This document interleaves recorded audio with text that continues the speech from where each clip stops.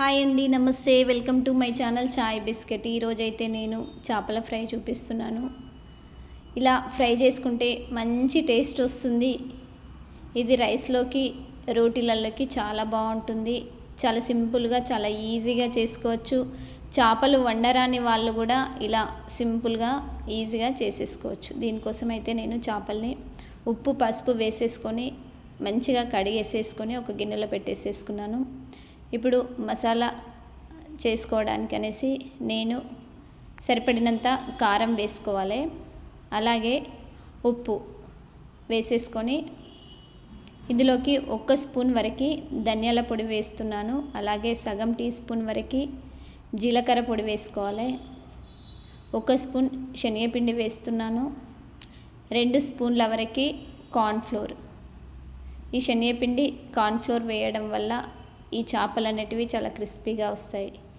అలాగే అల్లం వెల్లుల్లి పేస్టు, కొంచెం పసుపు వేసేసుకొని ఇలా నేను చూపించినట్టుగా చేయితోని మంచిగా అంతా కలిసేటట్టుగా ఒక్కసారి ఇలా కలుపుకోవాలి.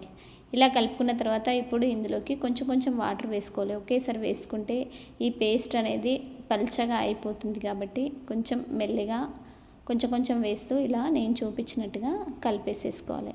ఇప్పుడు ఈ కలుపుకున్నటువంటి ఈ పేస్టును ఈ చేపలన్నిటికి కూడా మంచిగా పట్టియాలండి. చేపలన్నిటికి కూడా ఈ పేస్టును నేను చూపించినట్టుగా కలిపేసేసుకోవాలి. ఇలా కలిపేసుకున్న తర్వాత దీన్ని ఒక 10 నిమిషాల పాటు పక్కన పెట్టేసేసుకున్నాను. 10 నిమిషాల తర్వాత స్టవ్ మీద ప్యాన్ పెట్టేసేసుకొని సరిపడినంత ఆయిల్ వేసుకోవాలి. నేనైతే డీప్ ఫ్రై చేయట్లేదు, షాలో ఫ్రై చేస్తున్నా కాబట్టి ఆయిల్ కొంచెం తక్కువనే పడుతుంది.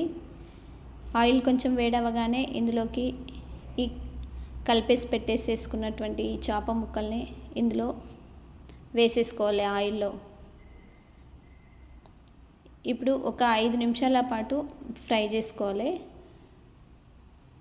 ఇలా కొంచెం ఫ్రై అవ్వగానే వీటిని ఇంకొక సైడు టర్న్ చేసుకోవాలి. ఒకే సైడ్ అలాగే ఉంచితే ఒక సైడ్ మాడిపోతుంది కాబట్టి అలా కాకుండా ఇలా నేనైతే చాలాసార్లు ఇలా ఒక సైడ్ నుంచి ఇంకొక సైడు టర్న్ చేస్తూ ఉంటాను.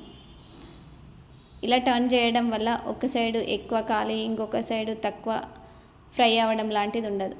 ఈక్వల్గా ఫ్రై అవుతుంది కాబట్టి నేను ఇలా టర్న్ చేస్తూనే ఉంటాను 2 నిమిషాలకు ఒకసారి. ఇలా తిప్పేసుకొనేసి మంచిగా ఫ్రై చేసుకోవాలండి. చాలా అంటే చాలా బాగుంది. అయితే ఎవరైతే చేపల కూర చేయరాదో వాళ్ళు కూడా ఈజీగా ఇలా చేపల ఫ్రై చేసుకోవచ్చు. టేస్ట్ అయితే చాలా అంటే చాలా బాగుంది. ఇలా ఒక్కసారి చేసి మీ పిల్లలకు పెట్టారనుకోండి, ఆవురు ఆవురు అనుకుంటూ తినేస్తారు. అంత బాగుందండి చేపల ఫ్రై.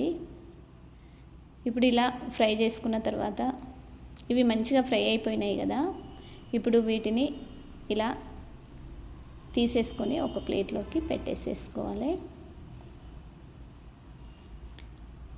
ఇప్పుడు ఇదే ఆయిల్లోకి మిగిలిన చేప ముక్కలు ఇలా పెట్టేసుకుంటూ నిదానంగా ఫ్రై చేసుకోవాలి. ఈ చేపలను ఇలా టర్న్ చేసేటప్పుడు మెల్లిగా టర్న్ చేయాలి. ఎందుకంటే ఇవి విరిగిపోతూ ఉంటాయి కాబట్టి విరగకుండా ఇలా మెల్లిగా స్పూన్తోనైనా సరే దీంతోనైనా సరే ఇలా ఒక సైడ్ కాగానే ఇంకో సైడ్ టర్న్ చేసుకుంటూ నిదానంగా ఫ్రై చేసుకోవాలండి.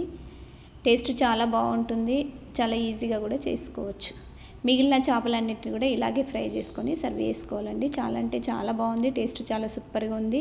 మీ అందరికి కూడా స్మాల్ రిక్వెస్ట్ ఏంటంటే ఎవరైతే మా ఛానల్ని చూస్తున్నారో, ఎవరైతే ఇప్పటివరకు సబ్స్క్రైబ్ చేసుకోలేరో వాళ్ళందరూ కూడా తప్పకుండా సబ్స్క్రైబ్ చేసుకోండి. అలాగే ఫ్యామిలీ మెంబర్స్కి, మీ ఫ్రెండ్స్కి షేర్ చేయండి. అలాగే లైక్ చేయండి. Thank you.